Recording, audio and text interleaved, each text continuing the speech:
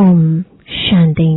आज 4 नवंबर 2025 बाबा के महावाक्य है, मीठे बच्चे, अभी तुम सत्य बाप द्वारा सत्य देवता बन रहे हो, इसलिए सतयुग में सत्संग करने की जरूरत नहीं।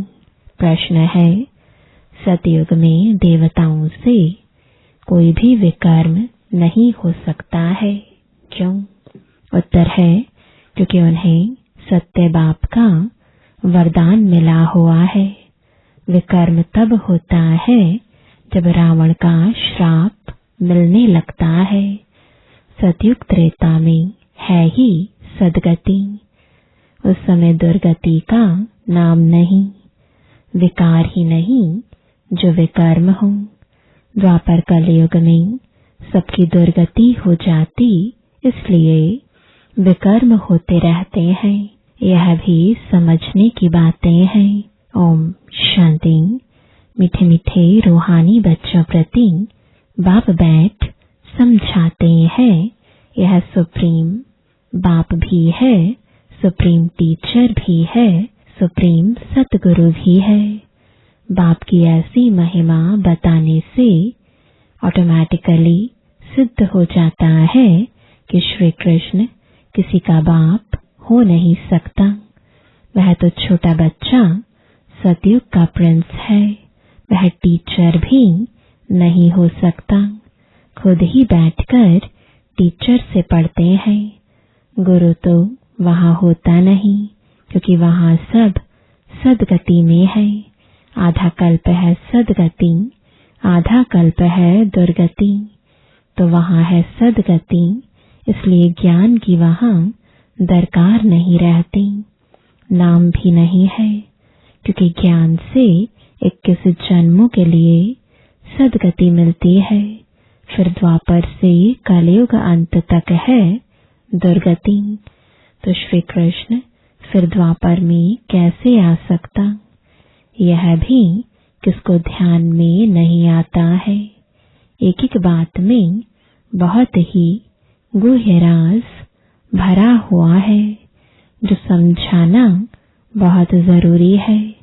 वह सुप्रीम बाप, सुप्रीम टीचर है। अंग्रेजी में सुप्रीम ही कहा जाता है। अंग्रेजी अक्षर कुछ अच्छे होते हैं, जैसे ड्रामा अक्षर है। ड्रामा को नाटक नहीं कहेंगे, नाटक में तो अदली बदली होती है। यह सृष्टि का चक्र फिरता है, ऐसा कहते भी हैं, परंतु कैसे फिरता है? हूबहू फिरता है या चेंज होती है, यह किसको भी पता नहीं है। कहते भी हैं, बनी बनाई बन रही, जरूर कोई खेल है जो फिर से चक्र खाता रहता है। इस चक्र में मनुष्यों को ही चक्र लगाना पड़ता है। अच्छा, इस चक्र की आयु क्या है, कैसे रिपीट होता है, इसको फिरने में कितना समय लगता है, यह कोई नहीं जानते। इस्लामी, बौद्धी आदि यह सब हैं घराने, जिनका ड्रामा में पार्ट है। तुम ब्राह्मणों की डायनेस्टी नहीं है, यह है ब्राह्मण कुल। सर्वोत्तम ब्राह्मण कुल कहा जाता है। देवी देवताओं का भी कुल है। यह तो समझाना बहुत सहज है। सूक्ष्म वतन में फरिश्ते रहते हैं, वहां हड्डी मांस होता नहीं। देवताओं को तो हड्डी मांस है ना। ब्रह्मा सो विष्णु, विष्णु सो ब्रह्मा। विष्णु की नाभि कमल से ब्रह्मा क्यों दिखाया है?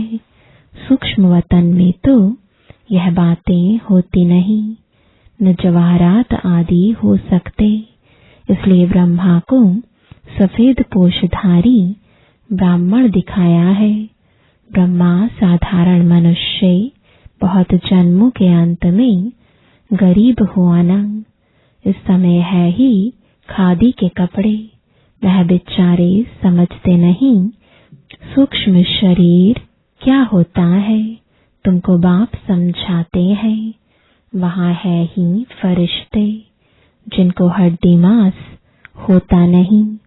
सूक्ष्म वतन में तो यह श्रृंगार आदि होना नहीं चाहिए, परंतु चित्रों में दिखाया है तो बाबा उसका ही साक्षात्कार कराए, फिर अर्थ समझाते हैं, जैसे हनुमान का साक्षात्कार कराते हैं। अब हनुमान जैसा कोई मनुष्य होता नहीं। भक्ति मार्ग में अनेक प्रकार के चित्र बनाए हैं। जिनका विश्वास बैठ गया है उनको ऐसा कुछ बोलो तो बिगड़ पड़ते।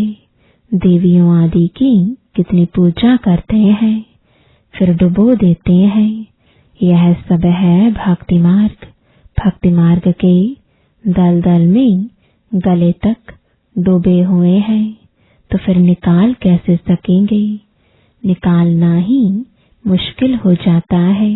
कोई कोई तो औरों को निकालने निमित्त बन खुद ही डूब जाते हैं। खुद गले तक दुबन में फंसते अर्थात काम विकार में गिर पड़ते हैं। यह है सबसे बड़ी दुबन यानी दलदल। सतयुग में यह बातें होती नहीं।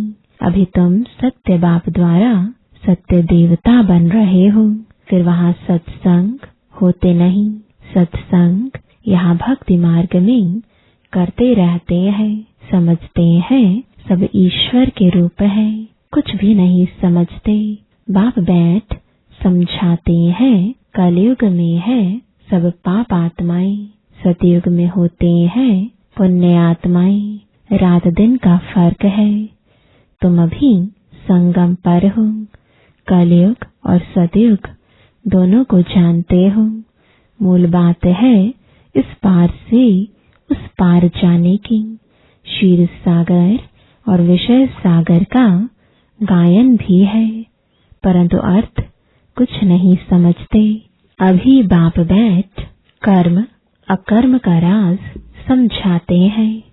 कर्म तो मनुष्य करते ही हैं, फिर कोई कर्म अकर्म होते हैं, कोई विकर्म होते हैं।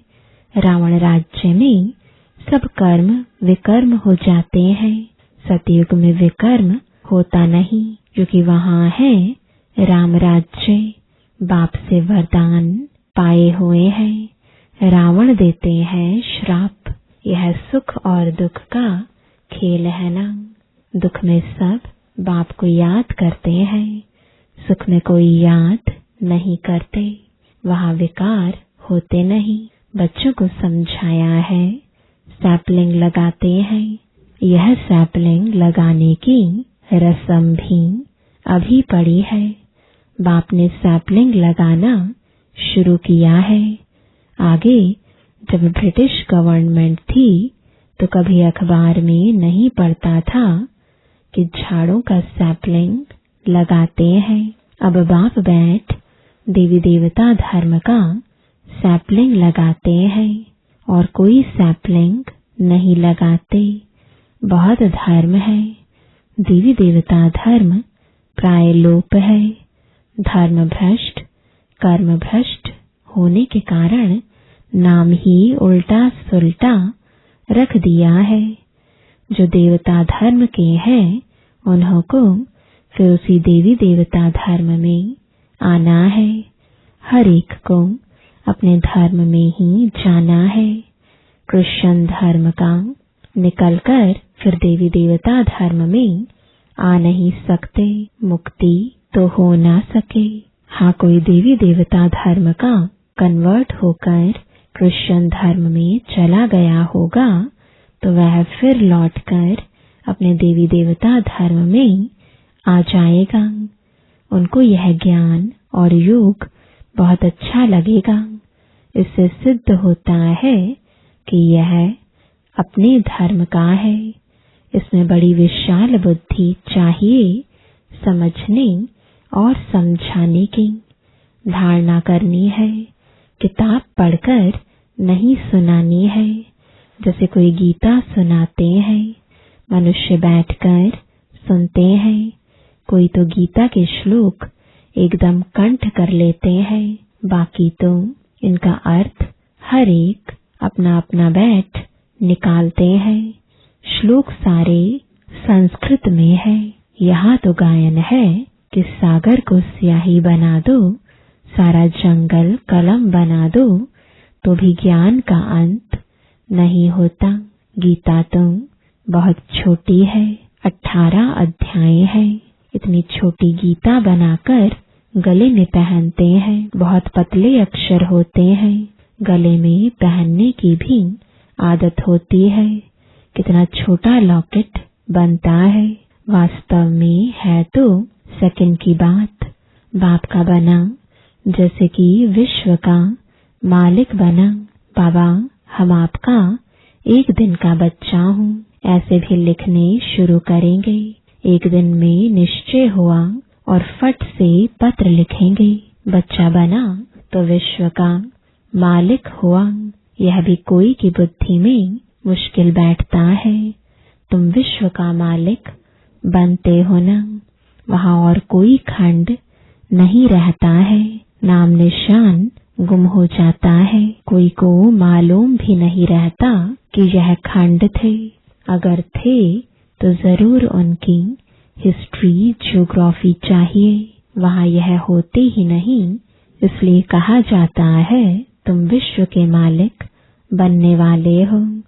बाबा ने समझाया है, मैं तुम्हारा बाप भी हूँ, ज्ञान का सागर हूँ। यह तो बहुत ऊंच ते ऊंच ज्ञान है, जिससे हम विश्व के मालिक बनते हैं। हमारा बाप सुप्रीम है, सत्य बाप, सत्य टीचर है, सत्य सुनाते हैं, बेहद की शिक्षा देते हैं। बेहद का गुरु है, सबकी सदगति करते हैं। एक की महिमा की तो वह महिमा फिर दूसरे की हो नहीं सकती। फिर वह आप समान बनाए तब हो सकते। तो तुम भी पतित पावन ठहरे। सतनाम लिखते हैं। पतित पावनी गंगाएं यह माताएं हैं। शिव शक्ति कहो, शिववंशी कहो, शिववंशी ब्रह्मा कुमार कुमारियां। शिववंशी तो सब है, बाकी ब्रह्मा द्वारा रचना रचते हैं, तो संगम पर ही ब्रह्मा कुमार कुमारियां होते हैं। ब्रह्मा द्वारा एडॉप्ट करते हैं। पहले पहले होते हैं ब्रह्मा कुमार कुमारियां। कोई भी ऐतराज उठाते हैं तो उसको बोलो यह प्रजापिता है, इनमें प्रवेश करते हैं। बाप कहते हैं बहुत जन्मों के अंत में मैं प्रवेश करता हूँ। दिखाते हैं विष्णु की नाभि से ब्रह्मा निकला। अच्छा, विष्णु फिर किसकी नाभि से निकला? उसमें एरो का निशान दे सकते हो कि दोनों ओत प्रोत है। ब्रह्मा सो विष्णु, विष्णु सो ब्रह्मा। यह उनसे वह उनसे पैदा हुआ है। इनको लगता है 1 सेकंड, उनको लगता है 5000 वर्ष। यह वंडरफुल बातें है ना। तुम बैठ समझाएंगे। बाप कहते हैं लक्ष्मी नारायण 84 जन्म लेते हैं, फिर उनके ही बहुत जन्मों के अंत में मैं प्रवेश कर यह बनाता हूँ। समझने की बात है ना। बैठो तो समझाएं कि इनको ब्रह्मा क्यों कहते हैं। सारी दुनिया को दिखाने के लिए यह चित्र बनाए हैं। हम समझा सकते हैं। समझने वाले ही समझेंगे, नहीं समझने वाले के लिए कहेंगे यह हमारे कुल का नहीं है। बेचारा भल वहाँ आएगा, परंतु प्रजा में हमारे लिए तो सब बेचारे हैं ना। गरीब को बेचारा कहा जाता है। कितनी पॉइंट्स बच्चों को धारण करनी है, भाषण करना होता है टॉपिक्स पर। यह टॉपिक कोई कम है क्या? प्रजापिता ब्रह्मा और सरस्वती 4 भुजाएं दिखाते हैं, तो 2 भुजा बेटी की हो जाती है। युगल तो है नहीं। इस कारण शिव शंकर कह देते हैं। अब शंकर क्या करते हैं? विनाश तो एटॉमिक बॉम्ब से होता है। बाप कैसे बैठ बच्चों का मौत कराएंगे? यह तो पाप हो जाए। बाप तो और ही सबको शांति धाम वापस ले जाते हैं। बगैर मेहनत हिसाब किताब चुकतो कर सब घर जाते हैं, क्योंकि कयामत का समय है। बाप आते ही हैं सर्विस पर, सबको सदगति दे देते हैं। तुम भी पहले गति में फिर सदगति में आएंगे। यह बातें समझने की हैं। इन बातों को जरा भी कोई नहीं जानते। तुम देखते हो कोई तो बहुत माथा खपाते, बिल्कुल समझते नहीं। जो कुछ अच्छा समझने वाले होंगे वह आकर समझेंगे। बोलो, एक एक बात पर समझना है तो टाइम दो। यहाँ तो सिर्फ हुक्म है, सबको बाप का परिचय दो। यह है ही कांटों का जंगल, क्योंकि एक दो को दुख देते रहते हैं। इसको दुख धाम कहा जाता है। सतयुग है सुख धाम। दुख धाम से सुख धाम कैसे बनता है यह तुमको समझाएं। लक्ष्मी नारायण सुख धाम में थे, फिर यह 84 जन्म ले दुख धाम में आते हैं। यह ब्रह्मा का नाम भी कैसे रखा? बाप कहते हैं मैं इसमें प्रवेश कर बेहद का सन्यास कराता हूँ। फट से सन्यास करा देते हैं, क्योंकि बाप को सर्विस करानी है, वही कराते हैं। इनके पिछाड़ी बहुत निकले जिसका नाम बैठ रखा। वह लोग फिर बिल्ली के पुंगरे बैठ दिखाते हैं। यह सब है दंत कथाएं। बिल्ली के पुंगरे हो कैसे सकते? बिल्ली थोड़े ही बैठ ज्ञान सुनेगी। बाबा युक्तियां बहुत बतलाते रहते हैं। कोई बात किसको समझ में न आए तो उनको बोलो, जब तक अल्फ को नहीं समझा है तो और कुछ समझ नहीं सकेंगे। एक बात निश्चय करो और बोलो, नहीं तो भूल जाएंगे। माया भुला देगी। मुख्य बात है बाप के परिचय की। हमारा बाप सुप्रीम टीचर है, जो सारे विश्व के आदि मध्य अंत का राज समझाते हैं, जिसका कोई को पता नहीं है। इस समझाने में टाइम चाहिए। जब तक बाप को नहीं समझा है तब तक प्रश्न उठते ही जाएंगे। अल्फ नहीं समझा है तो बे को कुछ नहीं समझेंगे। मुफ्त संशय उठाते रहेंगे। ऐसे क्यों? शास्त्र में तो ऐसे कहते हैं। इसलिए पहले सबको बाप का परिचय दो। अच्छा, मीठे मीठे सिकिलदे बच्चों प्रति माता पिता बाप दादा का याद प्यार और गुड मॉर्निंग। रूहानी बाप की रूहानी बच्चों को नमस्ते। रूहानी बच्चों की रूहानी बाप दादा को गुड मॉर्निंग और नमस्ते। धारणा के लिए मुख्य सार है, पहला, कर्म अकर्म और विकर्म की गुह्य गति को बुद्धि में रख। अब कोई विकर्म नहीं करने हैं।